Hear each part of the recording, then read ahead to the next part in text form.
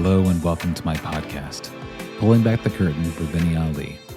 Now, you're probably wondering why things sound a little bit different this time round. Well, I've been convinced by Emir that it's time to tell my origin story. So, buckle in, kids. We got a wild ride ahead of us. I grew up in a small town called Catharpin, Virginia, spelled Catharpin, and I lived in Bumble nowhere. I had a neighbor that was half a mile one way and half a mile another. I lived off 234, which, if you're in Virginia, it's a beautifully long highway. And we lived on 17 and a half acres of land.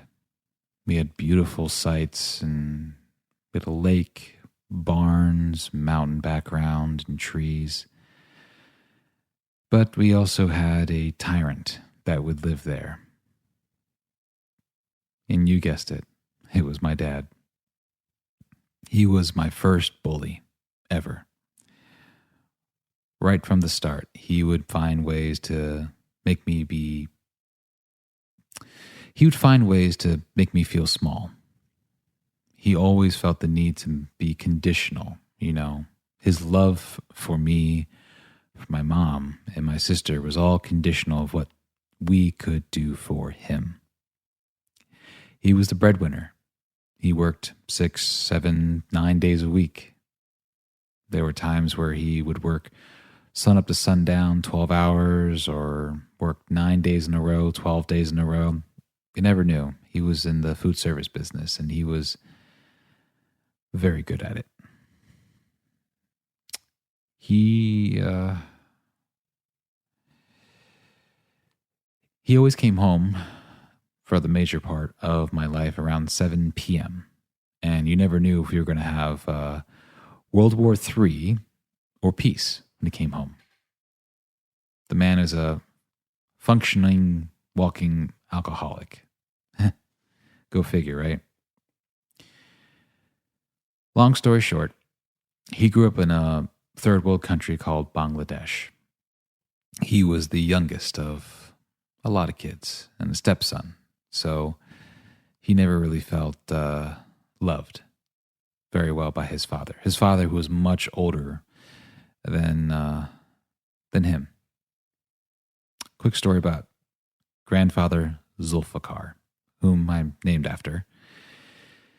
He was an English professor, very high regard and very smart and very intelligent. He actually wrote a publication called As I See It. Now, back then, they had servants, which were just a fancy word for slaves back then. And he would take a shower every day, and he would have 4 distinct different towels. He would have a white towel for his face, a black towel for his feet, a red towel for his torso, and a blue towel for his legs. When he would emerge from the shower, the little servant boy would hand him a towel in a certain sequence. One day, the boy did it out of sequence, and Grandpa decided to teach him a lesson. Kicking and screaming, they had to pull him off them, shouting, "He did it out of order, he did it out of order." And that's just the beginning of my father's trauma. When my father was 10 years old, I've told this story so many times, I've become very numb to it. And if you are very sensitive to these types of topics, you might want to mute this part of the conversation. Grandmom Johanna was a beautiful woman, very young, very inhibited by her culture and by how she was as a person. She had long, black, flowing hair that touched the floor. She wore these beautiful silk saris, which are pretty much silk togas, to say the least. And she was doing what any doting wife does, cooking dinner. As she was cooking dinner, her sari caught on fire, and she refused to take it off. And my father was right there, saw the whole event. He witnessed her death in front of his eyes. And instead of helping him, they just put him in military school, gave him whatever he wanted just to shut him up. He had a breakdown. He wrapped a towel around his head and unwrapped it around his head over and over and over again. My mom told me this story many, many, many times as a child to help me understand why my father is the way he is. My mom suffered for decades to try to keep the marriage together for me and my sister. My mom's a goddamn saint, and I'm grateful to her, but I'm also just so sad she had to put herself through that just so me and my sister could have a comfortable, normal life. So, my father met my mom at a dance party in Philadelphia. He came to Temple University at 19, fresh off the boat from Bangladesh, and he saw my mom at a dance recital. He said, Malik, you see that girl? One day I'm going to marry that girl. 5 years later, they did. They went on their first date, got their picture taken. It's hanging up somewhere. And he said to her, Teresa, mark my words, I'm going to marry you. And he did.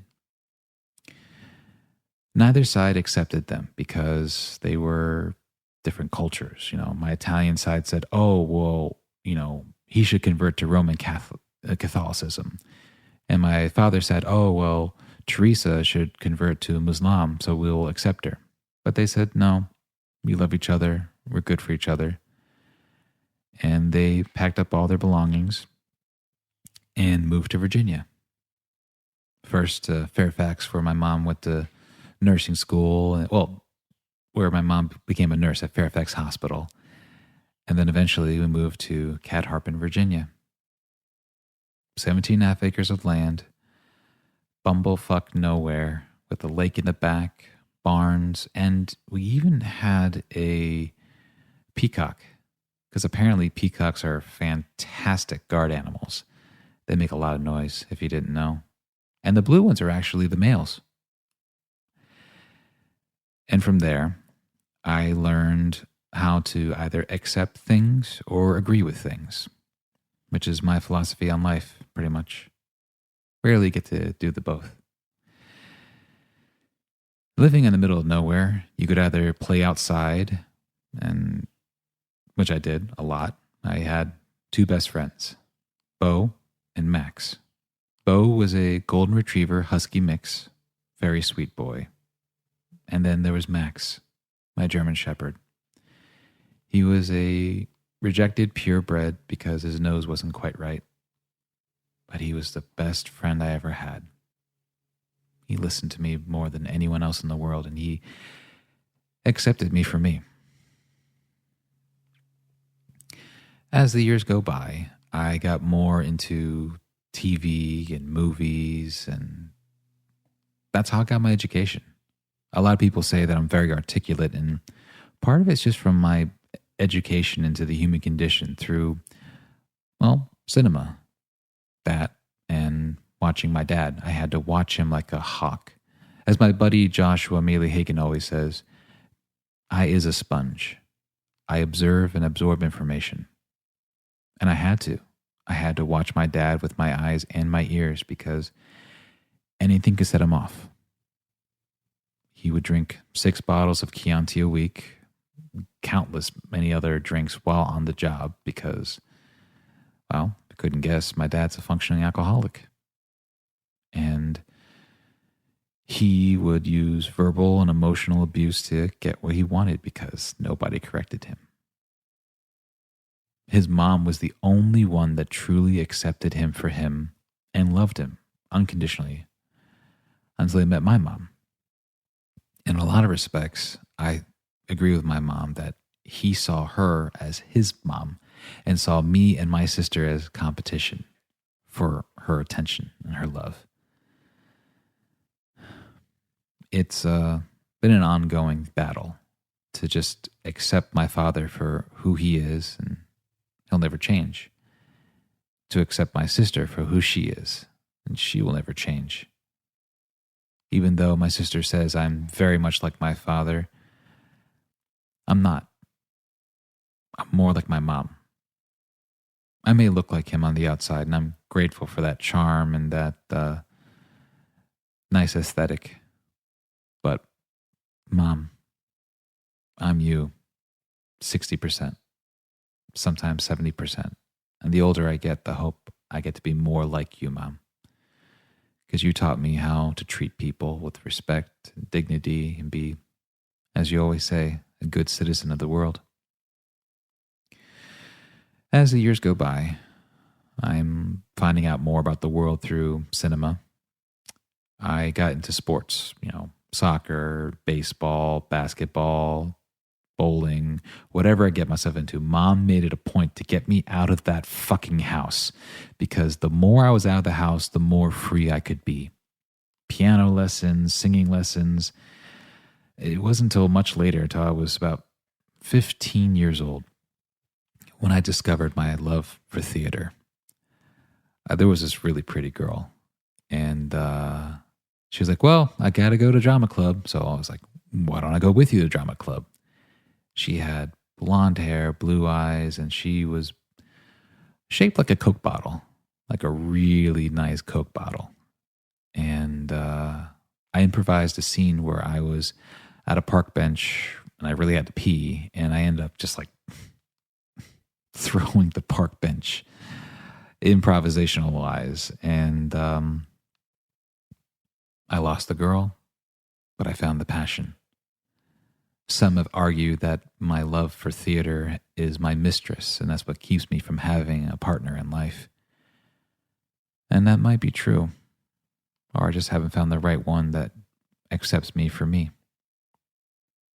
Who knows? Like the Joker, I have multiple reasons of why I got into acting. That's one of them.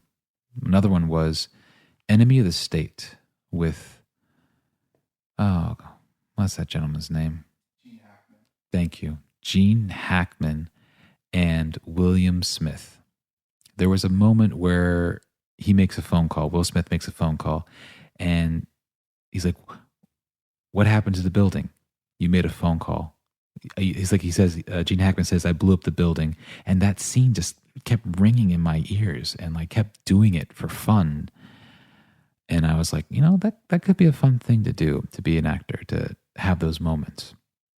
And, I may profess myself to be like this very highly educated, I am to a degree, Shakespearean, professional acteur, as I like to say. But I have one movie that actually really sunk it in for me. It's Demolition Man, starring Sylvester Stallone and Wesley Snipes. I love this movie. Whenever it came on TV. Now, kids, back in the day, we would have not streaming services, but television that would just randomly show shows throughout the entire day. And they would edit them so, the mainstream could watch them. Demolition Man would always come on at some point, and I would just be glued to the TV. Stallone was this Neanderthal from a bygone era that knew exactly what needed to be done to solve the problem. And I wanted that. I wanted to be that guy. I connected and vibed with him so much. The old saying, it's easier to ask for permission than it is to plead for, it's easier to ask for forgiveness than to plead for permission. That's my life. That's how I instinctively have lived my life. It's gotten me in a lot of bad situations. It's gotten me in a lot of good situations, but I've always felt confident in the choices I've made. Mom always said, we do the best we can with what we got. It may not have been perfect in hindsight, but in the moment, it made sense, and that's why we did it, and we have to live with it. So that being said, I stand by all the decisions I've made. I've lost friendships, I've gained friendships, I've wronged a lot of people along the way, but I'm not going to apologize beyond I'm sorry it didn't work. And I'm going to say I hope you all find your happiness in your life. Demolition Man. Look it up. it's quite the flick. It's pure 90s goodness. Was my wheelhouse. Many times my mom tried to get me into theater, but I was like, I didn't want to be that guy. I already felt like such a weird and odd person from the 4th grade on because I was kind. I didn't like being sarcastic. I hated being sarcastic. I still hate being sarcastic because it's like taking a situation and making it more difficult than it actually needs to be. It doesn't need to be this way. We don't have to be the sadistic, narcissistic, I have to get one over on you situation. It's exhausting. Life is already hard enough as is. Why do we need to make it more difficult? I couldn't tell you. So, one of the other reasons why I wanted to be an actor is because I felt like my father would finally accept me for me, if I could.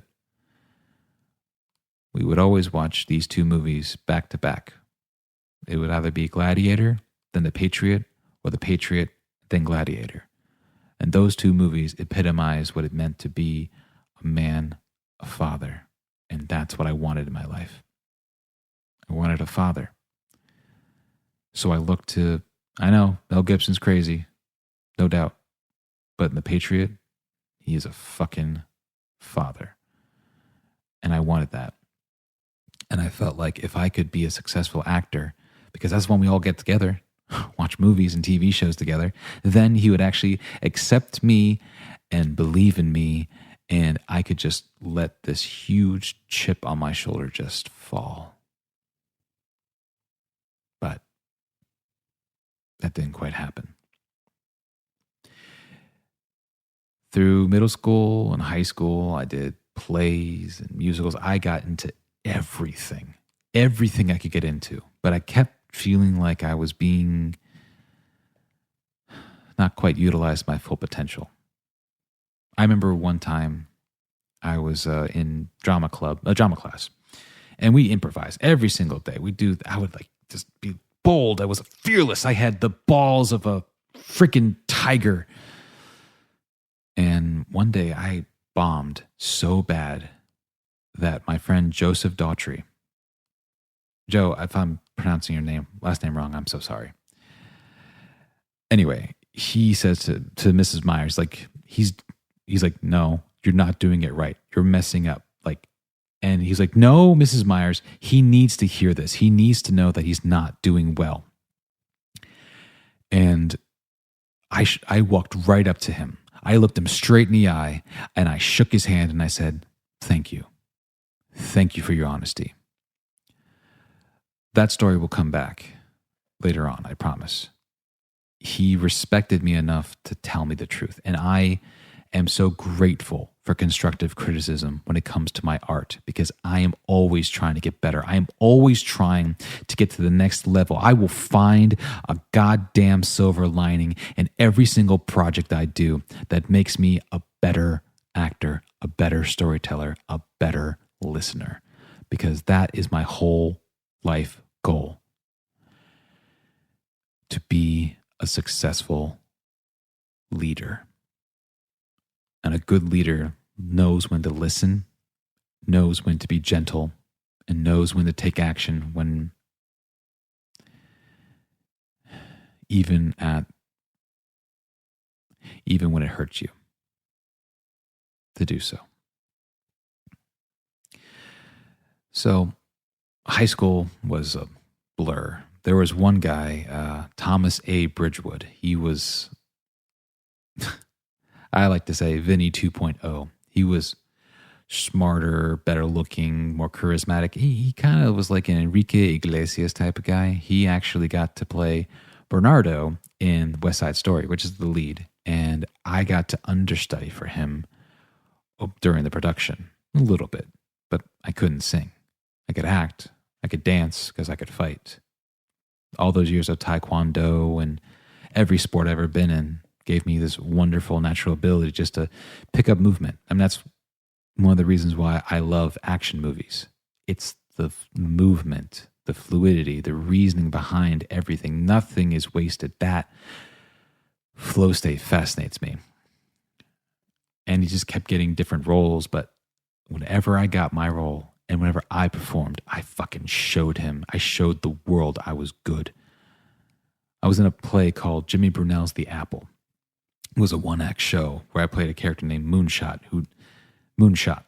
who didn't want this perfectly beautiful little apple to be labeled.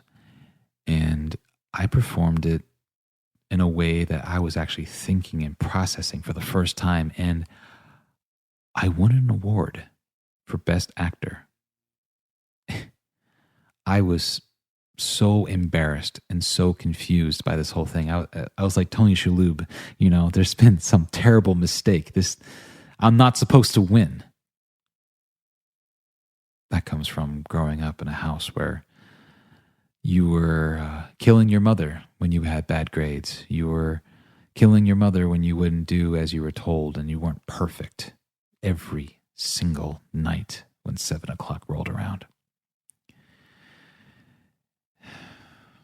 But you have to try and just see the progress. As Mom always said, look at the big picture, son. You're progressing. You're becoming a better person. She's my shining star, my mom, to this day, and I am so grateful to her. She asked my forgiveness for staying so long with my father. It took me a couple days to realize what it really meant. And I told her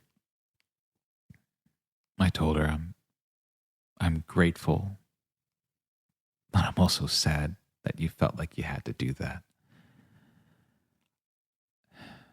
But we did what we had to do. My grades weren't that great in high school, but my mom helped me write a letter, and I got into Longwood University, where I got my real taste of theater, and I loved it. I loved every minute of it. I was thrown on the coals. I was beaten verbally, emotionally. I'm used to that shit. I live in that shit, making the chaos look effortless. And I had a teacher named Pam Arkin. Nothing impressed her. Nothing you could do. She would just rake you over the coals for every little thing. But I kept asking questions. I took notes feverishly. And she gave me some wonderful commandments. She said, you need to read a play a day, eat a piece of meat the size of a matchbox with every meal, live life, get hurt, join the circus, work a hard job, journal. You need to live life in the moment for a chance, a fucking chance at this life. I remember one day we did this play I had a scene called, I forgot what the writer's name is, but it was a play called The Diviners. And I played a mentally disabled man-child. Wonder where I got that inspiration from. And the first time, terrible, garbage. But that's how it happens every time you do this thing for the first time.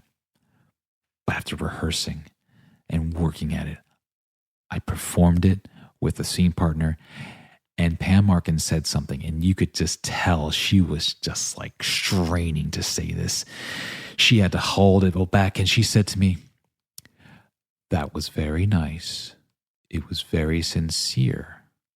I would have liked tears. Thank you for sharing that. That sense of accomplishment just cinched it for me. I'm good at this shit. I'm honest. I'm sincere. My 3 selling points as an actor, I always say, is I'm loud. I make bold choices from start to finish. And I take direction well. Because I will do whatever the hell I want until you tell me otherwise. That's kind of my philosophy of life. Tiger balls. From there, I actually had terrible grades again. And I was asked if I wanted to drop out, and I did. And I went to Northern Virginia Community College after that. From there, I was just like, I'm done with theater, no more. And I took a psychology class just on a whim. And I realized I'm really good at this. I love the human condition. I am fascinated by it. I have this unhealthy obsession with understanding why people are the way they are.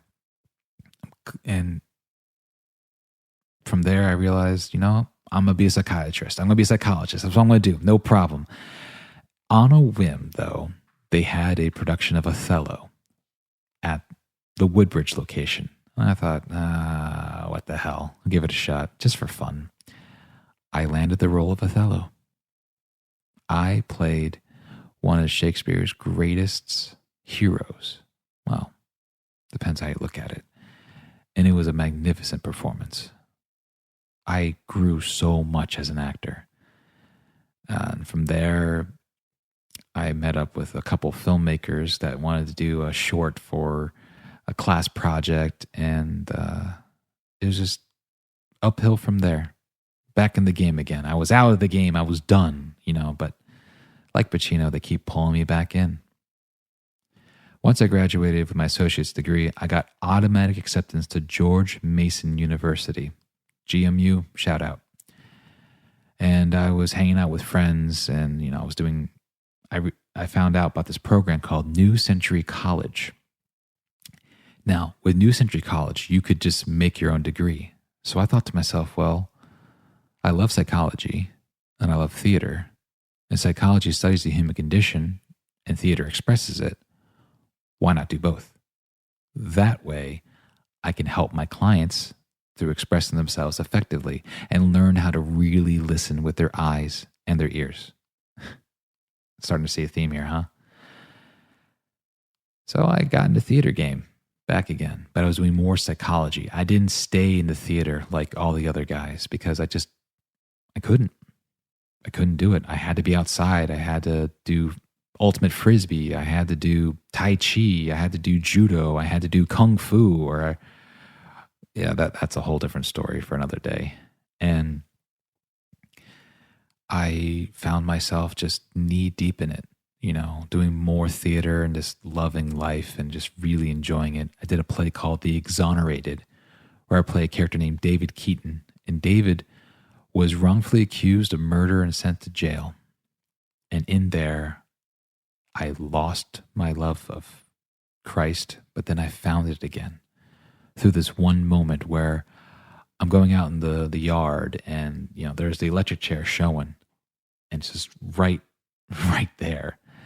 And I look, it starts raining. So I'm like, you know what? In the name of Jesus, I command this rain to stop. Oh, it stops. It comes back again, say it again. And then, in the name of Jesus, I command this rain to stop. And then it happens one last time and I find my love of Jesus again. It's in the role, I'm saying. And that one has been a very, very good feather in my cap as well. The Apple, Othello, and The Exonerated are among my most fond memories of doing theater at the moment. There's a lot of them. And then, while I was at the comic book shop one day, I saw this sign that says, "Do you like martial arts?" I'm like, yeah. Do you like Filipino food? I have no idea, but I want to find out. Do you want to be in a movie where you get to do both? I'm like, yeah.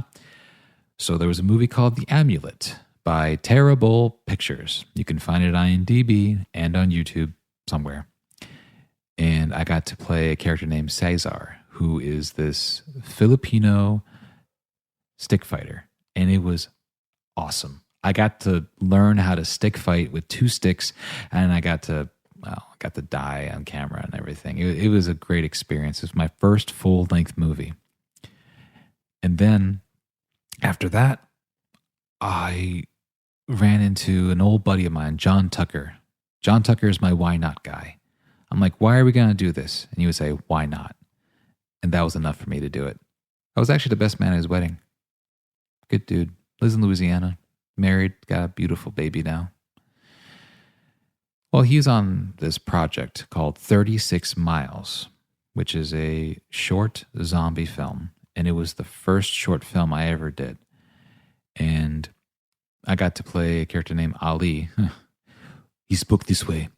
He was a Pakistani. I know I'm butchering the accent. I know, but at the time, it's what I thought they sounded like. And he would speak this way, very angry all the time, arguing with the Jew.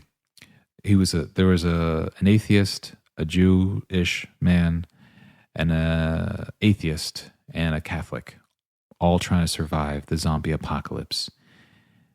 Now, the reason why I bring this up is because there's this one distinct moment in the movie that always gets me in my feels. The Jewish gentleman has been shot. He's dying. And I've somewhat grown to just appreciate him as a person in the movie. And the Catholic nun actually says, pray with him, to the atheist. He's like, what do you want me to do? He's like, pray with him. In that moment, he prays with him. That's all scripted. But instinctually, I start to pray. Because if the atheist can find God in this moment, then I can pray for this man. And that's how it goes for me. Every movie that I've ever been in, I can pinpoint that one moment where it just felt right. Hand in glove, like this is where I'm supposed to be. This makes sense to me. The world is very big and chaotic and ugly and beautiful and manipulative and just very challenging for me to understand and process. It could be my ADHD. It could be my empathy, my sympathy. It could be my frustration, my anger. It could be all my emotions that swirl through this vortex I call a being daily.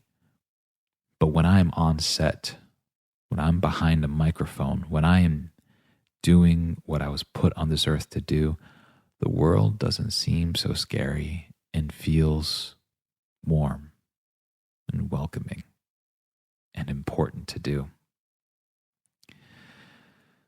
I finally graduated George Mason University, and I was like ready to get right into it. I was going to tackle the world. And the first thing I realized is I need a master's for a chance at a job. So I picked up a job at the Mystery Dinner Playhouse, and it was the cheesiest, most magnificent dinner theater I could ever do. I had to serve and play characters. I played two characters. I played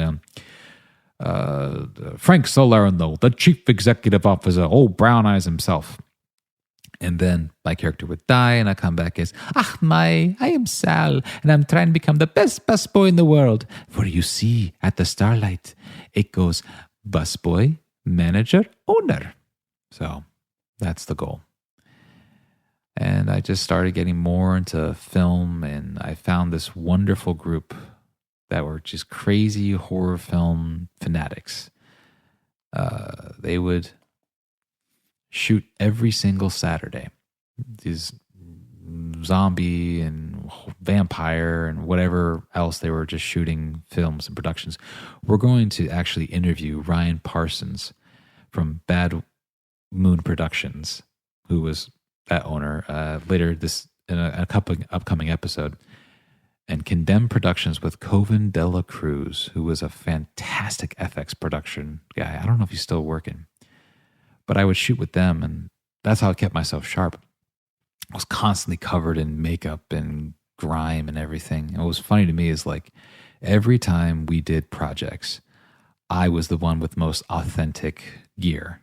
Like I had a SWAT vest, and they would give me an airsoft shotgun while everybody else got Nerf guns spray painted black.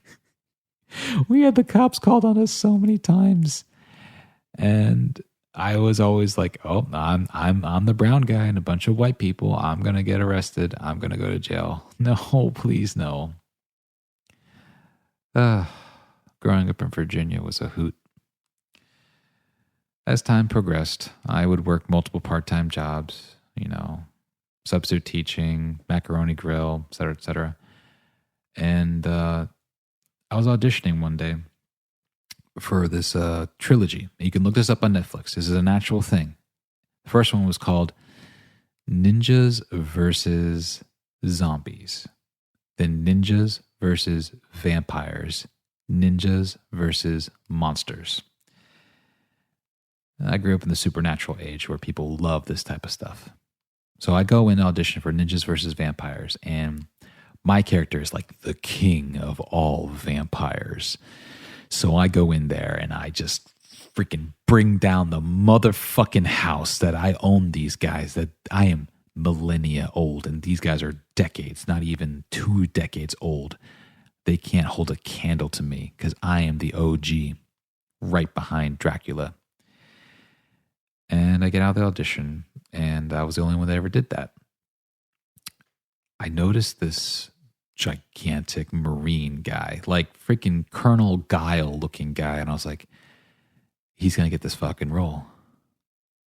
So I went up to him and I said, brother, bring down the motherfucking house. And he got the gig. I understood why. You know, there's a role for every actor, but not every actor is right for every role. And that particular guy was also in a film called Browncoat's Redemption. Browncoats is a term for freedom fighters from the Firefly series. And there's a whole nonprofit coalition that raises money for like Toys for Tots and et cetera. So many different things. It's wonderful. And I got to be a reporter in a cameo for it. And it was just like crazy. And I was like, oh, I'm going to be in a movie. Cool. No problem. You know, like I'm a hired gun in my mind. I go in and do the thing, go home. I didn't realize how much this helped the community. And when I found out, I was like, hell yeah, sign me up to be a brown coat. And I was able to get Baldwin. He's not one of all the Baldwins, but he is a Baldwin. He plays Jane in there. And I managed to meet him at a con, and I had him sign my copy of Browncoat's Redemption. He was like, holy shit, where'd you find this? And whenever I go to conventions, I'm always asking actors, you know, like what got you into acting, and do you have any advice? And he told me, you know, learn how to sing, play guitar, keep doing what you're doing, and you'll find your path in life. I understand that I'm taking you on a wild roller coaster, kids, but my origin is very vast and a lot more interesting than I thought it was going to be. I just keep getting more and more stories flooding in my head. I have a notepad of what I want to talk about, but for whatever reason, I keep finding good stories to tell you guys about. And that's where we're going to leave it off for part 1 of my origin story. If you guys want to hear part 2, stay tuned. Until next time.